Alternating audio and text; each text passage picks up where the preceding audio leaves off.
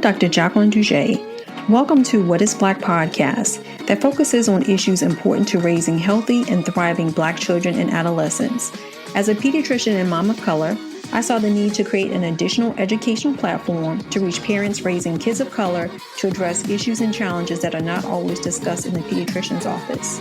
Thank you for joining us for this week's conversation. Hi, everyone, and welcome to another episode of What is Black. We are joined by today's guest, Ashli St. Armant. Ashli is a celebrated vocalist, writer, arts educator, and she's the founder of Leaping Lizards Music, a music and theater education program for students, preschool through 12th grade. Not only is she a writer, she also has a band. Yep.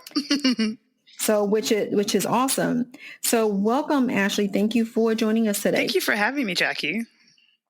It was exciting when I saw. So I follow you on Instagram, and I saw the original post about your new audiobook, Viva Durant, and the Secret of the Silver Buttons. Mm-hmm.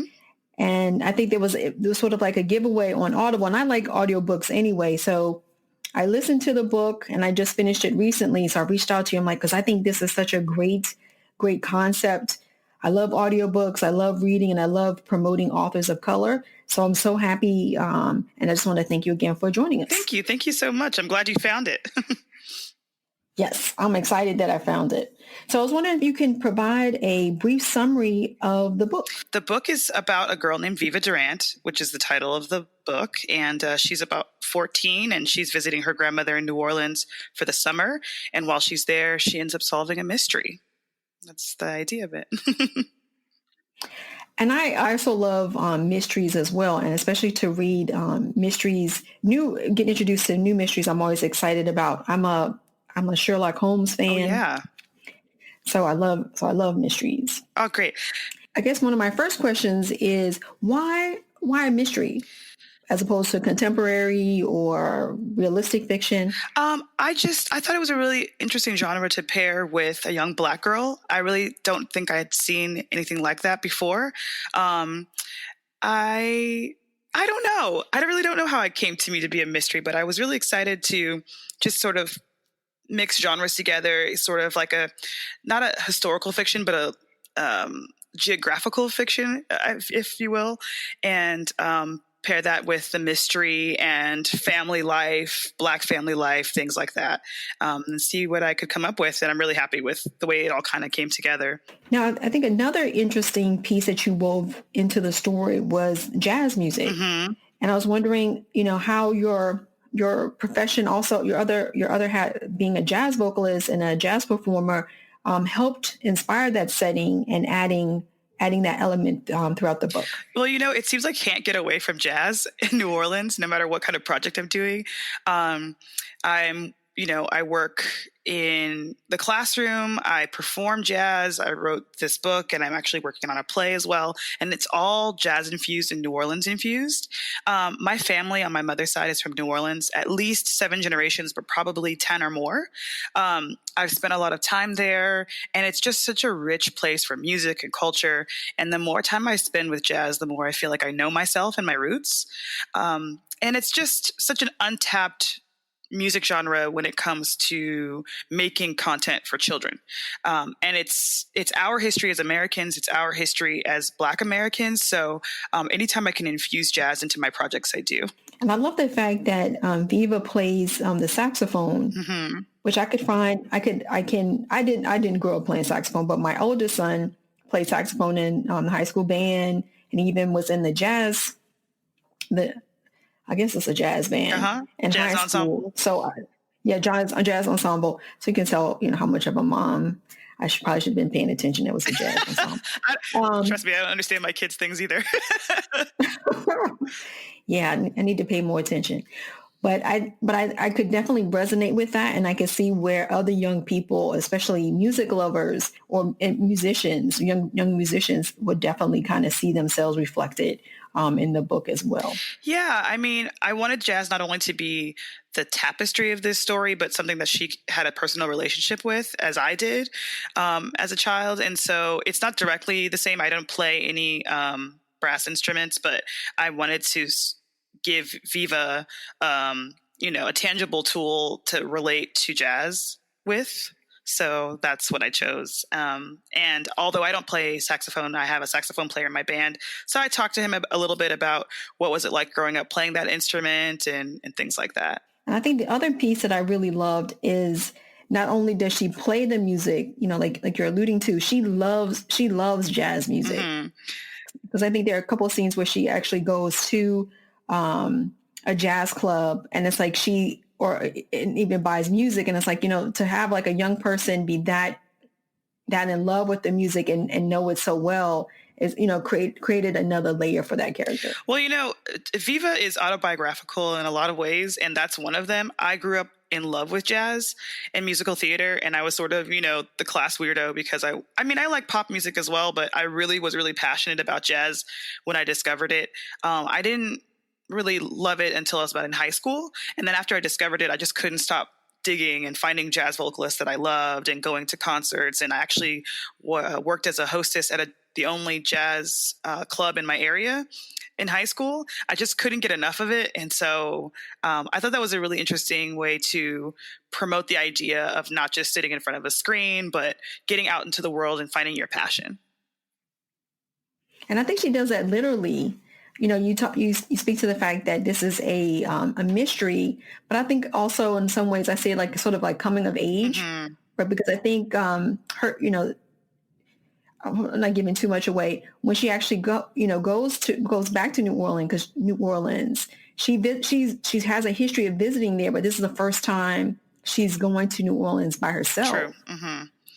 So, and just sort of that kind of the transitions that she's going through, and that independence and taking on the adventure that she takes on. I thought that was really, really nice as well. Thank you. I thought about that, pairing the realism with the idealism. In other words, the scene, for example, when she physically takes a step off of a curb that she's never taken a step off before, and she realizes, wait, I've never done this before. Like, I've never been in this part of the neighborhood. But it's also, like, as you said, this coming of age moment where she's like, I'm going to step into my own, physically and emotionally and all the other ways. I wanted to kind of, paint that illustration in as many layers as I could. So I appreciate that came through. And I think another layer is the fact that you highlight a multi-generational family. Mm-hmm. And I was wondering, so she visits her grandmother, and she also has her, aunts and uncles that she talks about, her mom and dad. And I was wondering, was this based on any of your own personal experiences? In so many ways, yes. So I did not grow, but it's just like Viva. So I didn't grow up with my grandparents in the same state that I live in, which is California. My grandparents lived in Tennessee and in New Orleans, obviously. So that multi-generational experience really happened during Mardi Gras or during holidays. And so in the same way that Viva did. And there was something special about that, or unique, because when you don't spend time with those older folks on a regular basis, it is kind of awkward, right? When you only see them once a year, twice a year, you sort of have to redevelop that relationship again. And so I really played into that with Viva's relationship with her grandmother. But I had aunts and uncles around, and I did have a person in my life who I still have. She's my godmother, so we're not related by blood, but I call her Grandma VJ, and she's 104 now. And she's just a really close family friend of my mother's. And I ended up spending a lot of time at her house because I grew up with a single mom. So I spent a lot of time with Grandma VJ overnight and really learning her ways. And she's the one who has this sort of like stern but fair personality that you see with Graham, Viva's Graham in the book. My own grandmother was sweet as pie. Yeah, my kids have had, I think, that experience where they get to visit with their grandparents, because they all live in the same state now. But when they were younger, there were some grandparents that lived out of state, some lived within the state. So I love the fact that my kids get to experience that. They actually get to live and know their grandparents. And I think, I have a different perspective, right? Being a mom now, sort of being that in between generation. And it's like, how my parents and my husband's parents treat their grandkids, it's like, oh man, I wish I were a grandkid. I was a grandkid growing up and had that same experience. But I think it's great. I think it's wonderful to see Viva with Graham, because I think in a lot of instances, I think even when we see grandparents, we don't always necessarily, or even older adults, we don't necessarily see them as an asset. Exactly. And I think in this book, it definitely is the case, right? You know, yes. and throughout the book, Graham plays such a vital and important role for Viva. And yet, well, yeah, we don't want to give it away, but older folks do play a special role in our lives in some ways when we don't even know it. If, for example, the person I said in my life, my grandma VJ, she was playing a vital role in my life, helping my mother, have a social life, taking care of me when she needed that. But I didn't appreciate that as a kid. I just thought like, oh God, she's so stern. She never let a single fast food product come into her house. So there was no McDonald's, there was no, Oreos or anything like that. But now as I'm an adult, I'm thinking, wow, no wonder she's lived to 104. She grew all her own vegetables and, she has a very routine lifestyle. So those are things that now that I'm in my 30s, I can appreciate. But as a 7-year-old, I was really annoyed by. Yeah, I loved, like one of the first couple of scenes is that when Viva goes home to her Graham's house, she's like, what do you want for dinner? She's like, you want red beans and rice. And I was like, it reminds me of my mom-in-law, right? So you go to her house, she has everything. Mm-hmm. And she could whip up, she's of Haitian descent. Oh, uh-huh. And so, yeah, I, growing up in terms of like 20s, moving, early young adulthood to motherhood, it's kind of like, yeah, she can cook. So I love the fact that my kids, right, when they go to her house, that's what they ask for. They ask for, the rice and beans, which tend to be the red beans. And then she also now it's like adds bacon to it. So it's like, oh, it's good.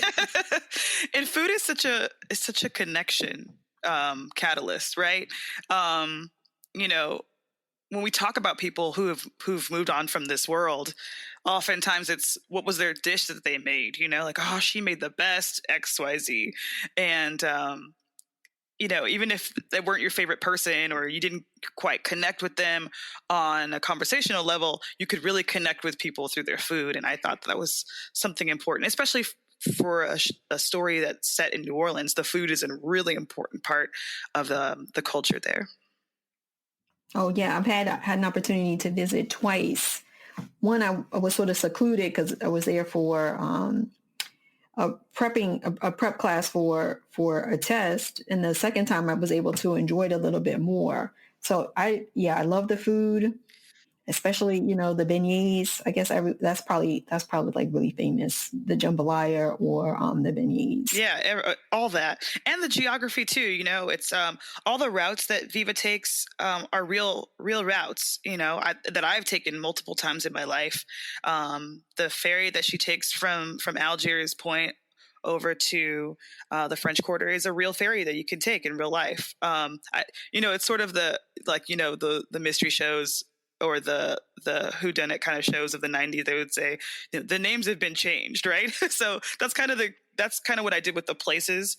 Some of these places are real places you can go to. I just sort of like changed the names or the idea of them, but this is the kind of experience that one can have if they're traveling through this area. It's interesting. You brought up the fact, some of the older type suspense mystery movies and the music that goes along, right? That like the dun dun dun mm-hmm. that kind of sets up the drama or even the transitions. And I want to ask you a little bit about, again, you infuse jazz music, so there's actually jazz music playing as interludes or transitions or even, with the scenes.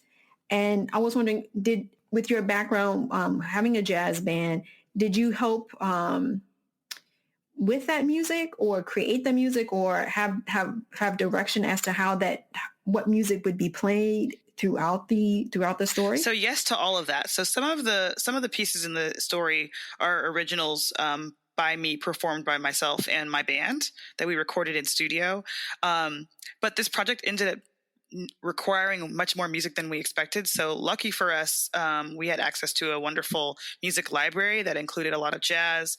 And so we meticulously, and I mean meticulously, went through music and a sound effect library to place the music in certain spots, not only to promote this idea of the infusion of jazz in New Orleans and in Viva setting, but also to have these peaks and valleys and intense moments that would complement the storyline as much as possible. So yeah, it was a really intense process, but really fun and exciting too. Moving forward, I hope to make more of the sounds ourselves. Well, actually, I don't know. But anyway, it was exciting to have all these recorded sounds, but I also have this interest in creating Foley on my own. Because it's just so interesting how, in the Foley business, what we think we're hearing is really a totally different thing. And I just love, that's like another layer of the mystery, right? Not really knowing what these sounds actually are. But anyway, I can get really nerdy about that stuff. No, but I loved it because I think, even when I watch movies, like I'll, talk to my family, to me, the music always sort of stands out because you can definitely, understand the change in the tone or the change of the affect, Yes. based on the music, right? So the music is either gets louder, gets softer, gets more dramatic, gets heavier. And I just love how, again, like with audiobooks, you can sort of do this movie, this play, in this audiobook. That's so true. And I'm so thankful to have had the opportunity to do it in this medium. I love a physical book as well, but you're right. This gives you a special treat. And, to be honest, a few years ago is when I first started listening to audiobooks. And before then, I really wanted to read physical books, but I didn't have as much time as I had in the past. But I felt like audiobooks were cheating, right? I'm like, I can't listen to a book. That's not the same as reading it or whatever. I don't know. I got caught up in it. And then I ended up listening to The Mother of Black Hollywood by, oh gosh, her name escapes me now. She plays the grandmother on Blackish. Anyway, I could have read her physical book and I'm sure I would have enjoyed it as well. But listening to her narrate her own autobiography, and she sings parts of it, but they're not songs. She just sort of like, it's the way that she talks has like a sing-songy quality to it. And just to hear her tell the passion of her story, I thought, wow, this is a performance. It's just a different medium. It's not the same as reading a physical book, but it's equally as valuable. And so now that I had the opportunity to create this audiobook, I was really excited to add these layers of singing and music and drama and sound effects to the story to make it even richer. Oh yeah, I think you did. I think you checked all those boxes. Thank you. We're taking a break from this episode to share information about another podcast that I'd like to listen to, Generation.Mom, hosted by moms Laura Schulte and Jen Rout. Laura and Jen candidly discuss real-life experience as modern-day moms and highlight women who create space for both their individual identity and being a mom. The podcast is designed to guide, connect, and support women navigating modern-day motherhood. Stay tuned as What is Black will be featuring them during a bonus episode airing later this month. You can check out Generation.Mom anywhere you listen to podcasts and on Instagram at Generation.Mom. So I was wondering, do you have plans to make this story into a play at all? I thought that was sorry, I'll say it again. That is such an interesting question. I hadn't thought about making it into a play, but it's been really cool to read some of the reviews. It's already been reviewed over 5,000 times. So that's, first of all, crazy. I love my story, but I didn't know that many people would have enjoyed it. But it's been interesting to hear people say, oh, this should be a play or a movie or a series or, other mediums. And I'm excited to see where this will go. I sing, I'm a stage actress as well. And I love to make art in many different forms. So I hadn't thought about that, but maybe, Yeah, because as I was listening to it, I'm here in DC or in Maryland, but I grew up in DC in the Kennedy Center. like going to performances there from time to time. And often I'll see them have either workshops or have plays that are based on books. And so I was like, oh, I think this would be a great play. But, I think the world is open to you. I think with the fact that you put this out there, I think is awesome, because I think us aspiring writers, I don't even know, I think that might be an oxymoron too, but anyone who wants to write, the fact that you get your work out there, you get your perspective out there, and people resonate with it. I think that's wonderful. I mean, the sky's the limit, right? I just want to keep making content. And even, like I said, even if I make these projects in different mediums, everything I do tends to be for young audiences and to promote the idea that, the young Black child is a multifaceted individual. And so however I can make young children, like the children that I have, my own children, my students, see that fact, I'll keep making it, and I'll keep being open to these different projects. And so that's what I wanted to say about that. So in terms of that journey to write, had you always written before this book came out, or again, was there something that then, like a light bulb moment, like, okay, I can do this to accomplish the goal that you just stated? I've always been a writer since I was very small. So I have a book of poetry from 4th grade, and it is deep, too deep. But I've always been a writer in some form, and obviously I'm a songwriter as well. So this is my first long form project, but it came to me naturally because I'm always storytelling, even when I'm singing, even when I'm on stage. So again, this was just another medium for me to tell a story, and I'm really grateful for it. I hope to do more. I hope you do.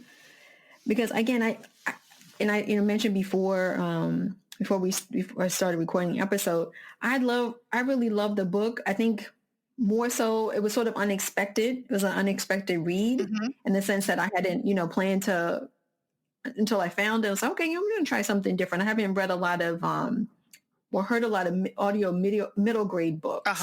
And especially ones that, that also layer on the fact that they're mystery and then have the jazz component of it.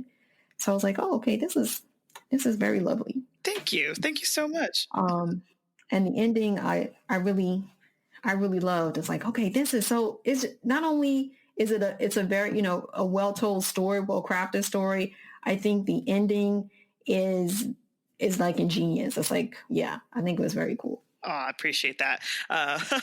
Again, I'm not trying to give it away, but I hope that you alluding to that ending will get more people to read it.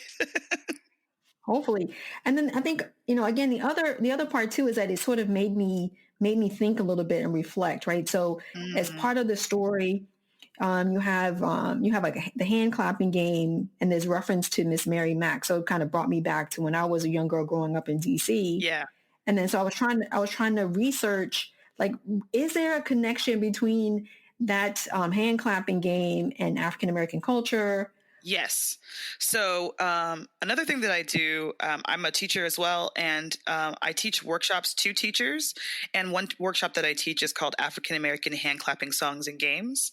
And that is one of them. And then also I have 4 albums out, and our 4th album is called Swing Set. And it's all songs based on songs that come from the African American diaspora, most of them written by people who aren't professional musicians. So you got everything from worker songs to songs that were created by children in playgrounds. Again, this song is one of them. So Miss Mary Mack was created by Black children in the South on the playground. And then it spread from there. And so that's why every time I teach this workshop, there's inevitably somebody in the audience who says, wait, I learned it a little bit differently, right? Because it changes regionally, and it changes because it's been passed down word of mouth. And when you talk about nerding out, I get really nerdy when I talk about hand clapping songs and games, because it's such an interesting medium in which to reflect on history, because it's not professional, it's not polished, but it's such a really clear indication of like what life was like in the time frame that these songs were created. So yeah, I really wanted to dive into this song, although there aren't really any indications that this really was, a key to an unsolved mystery. But what we do think about this song is that it was created by a child as a reflection of their experience going to a funeral. So Miss Mary Mack, dressed in black with buttons in the back, a dress with buttons in the back sort of indicates that was a dressing gown for someone in a casket.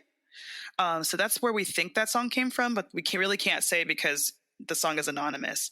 But that's when we listen to all of these really special songs, like All the Pretty Little Horses is also a wonderful lullaby that comes from the African-American community, probably in the late 1700s.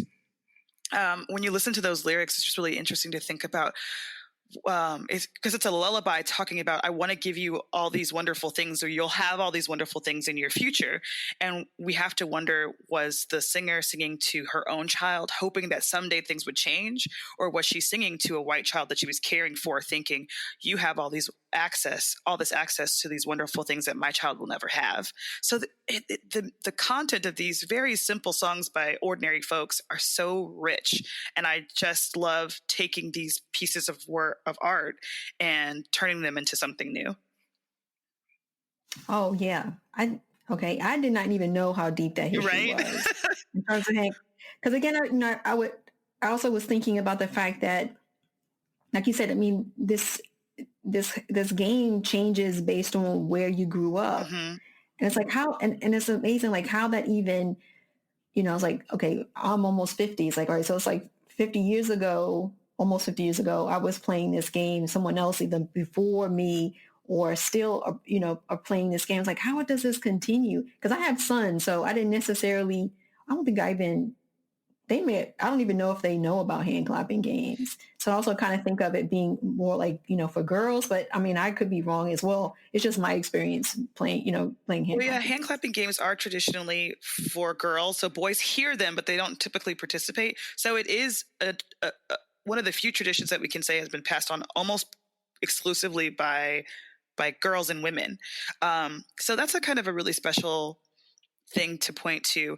And when you're talking about multi-generational experiences earlier, when I sing songs like Miss Mary Mack, because on our fourth album, what I meant to mention is that we took all of these songs and turned them into like swing-in jazz tunes. So I perform Miss Mary Mack on stage, and when I have people in the audience that are grandparents and their grandchildren, it's so special to watch them turn to each other and say, you know this song too? Because the grandparents think, oh, this is something that happened back when I was a kid, but surely kids don't do this anymore. And then they have this epiphany of, wow, even my 7-year-old grandchild knows this song. And they you could see them kind of comparing notes, and their clapping rhythms are a little different. But it's basically the same idea, and it's such a special way for them to bond. And that's why I included that part in the book as well.